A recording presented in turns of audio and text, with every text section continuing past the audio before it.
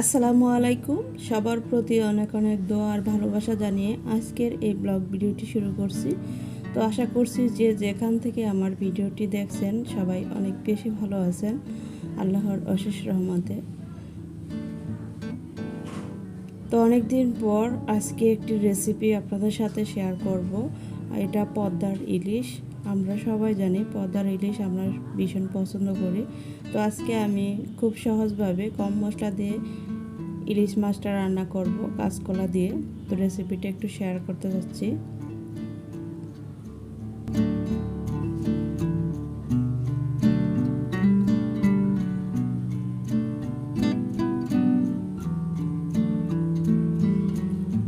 মাছগুলো যেহেতু ফ্রিজে ছিল এই জন্য একটু ফ্রাই করে রান্না করতেছি।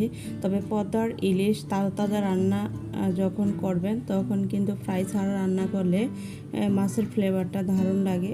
আর ফ্রিজে যখন মাছ অনেক দিন রাখা হয় তখন কিন্তু মাছটা একটু ফ্রাই করে রান্না করলে আমার কাছে মনে হয় একটু ভালো লাগে। তবে ইলিশ মাছ ফ্রাই না করেও রান্না করা যায়। তো আমি আজকে ফ্রাই করে রান্না করতেছি।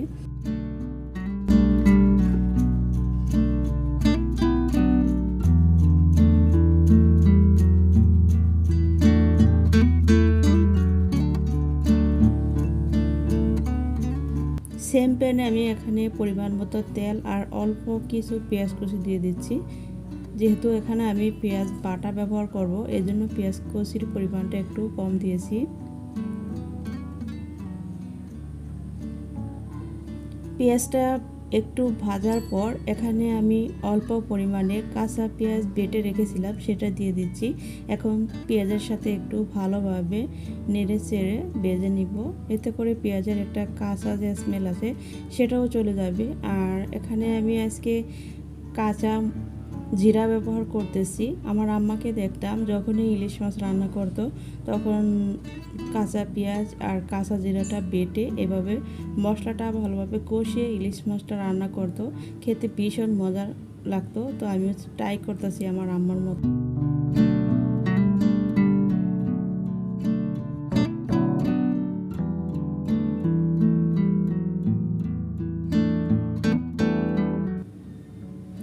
এখানে আমি পরিমাণ অনুযায়ী হলুদ মরিচের গুঁড়া দিয়ে দিচ্ছি আর স্বাদ অনুযায়ী লবণ দিয়ে দিচ্ছি।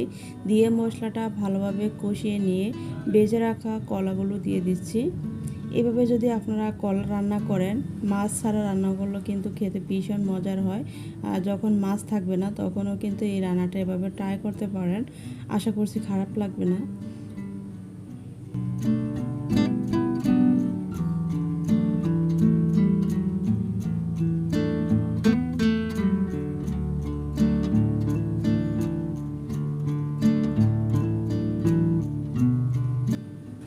এই রান্নাটা ডিটেলসে অত বেশি বলে দেওয়ার কিছু নেই। রান্নাটা দেখে কিন্তু আমার আপু ভাইয়ারা অনেকেই বুঝতে পারবেন। একদম কম সময়ে খুব সহজেই পদ্মার ইলিশ রান্না করে ফেলেছি।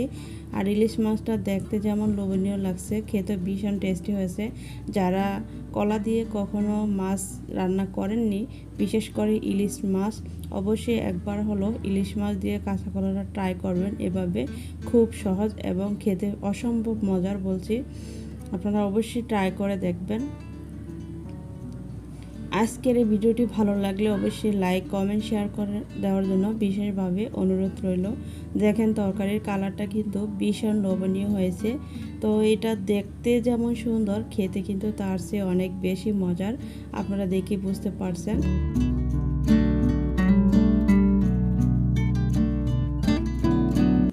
তো গতকালকে আমার ছোট ছেলের একটা দুর্ঘটনা ঘটে গিয়েছে। ও যখন স্কুল থেকে এসেছে তারপরে ওকে ফ্রেশ করে খাওয়ানোর পর আমি একটু রেস্ট নিচ্ছিলাম, ঘুমিয়েছিলাম।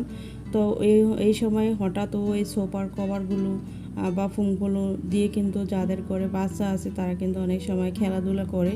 তো আমার বাচ্চারাও সেম যে সোফাটা দেখতেছেন এই সোফা দিয়ে মানে দুষ্টামি করতেছে, লাফালাফি করতেছিল। তো আমি বলছি যে তুমি দুষ্টামি করো না বাবা। তো সব সময় যেহেতু দুষ্টামি করে ওরকমভাবে আর আমি কিছু বলি নেই। যেহেতু বাচ্চারা ঘরের মধ্যে থাকে ঘরের মধ্যে যা কিছু পায় তা দিয়ে কিন্তু ওরা প্লে করতে ভীষণ পছন্দ করে। তো আমি যখন ঘুমিয়ে গেছি তখন হঠাৎ করে ও একটু কান্না করছে, তা আমার কাছে চলে গেছে।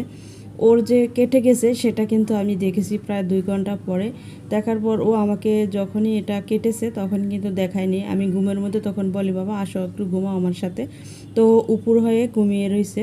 প্রায় 2 ঘন্টার পরে আমি যখন বলছি, ও দেখি উপর হয়ে ঘুমিয়ে আছে, তখন ওকে ঠিক করার জন্য যখন গেলাম, দেখার পর মানে ঠিক করলাম, তখন দেখি যে ওর ভ্রুতে এ অবস্থা।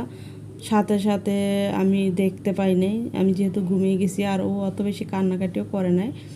তো অনেক ধৈর্যশীল আমার ছেলে, দেখা যায় অনেক কাটাকুটি এগুলো দেখলে ভয় পায় না, বা ব্লাড দেখলেও ভয় পায় না, আলহামদুলিল্লাহ অনেক সাহসী। জানি না বড় হয়ে কি হবে। তো 2 ঘন্টা পর আমি যখন দেখলাম, তখন আপনাদের ভাইয়াকে আমি মোবাইলে ফটো তুলে পিকচারটা পাঠিয়ে দিলাম। তখন বললো যে বেশি কেটেছে কি না। তখন দেখে ওর বাবার সাথে সাথে বাসায় চলে এসেছে। চলে এসে ওকে একটা প্রাইভেট ক্লিনিকে নিয়ে গেছে। তো ওখানে ভাবছে হয়তো হালকা পাতলা একটু ড্রেসিং করে দিলেই হয়ে যাবে। তো ডাক্তাররা বললো যে এটা ড্রেসিং করলে হবে না, এটা সেলাই করতে হবে।